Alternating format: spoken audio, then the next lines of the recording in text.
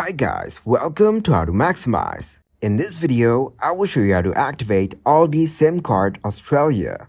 First, open the aldimobile.com in your web browser. Now click on Activate from your top right corner.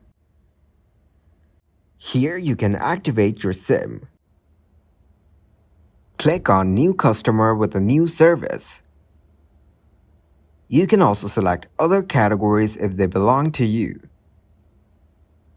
Click on Activate My SIM. You can easily complete the SIM activation in these easy steps. Firstly, you need to enter the activation code from Starter Pack. Next, add your details. After that, add address. Then recharge and confirm. You can also go to Help and FAQs if you need any help. Here you can search your query to have its solution.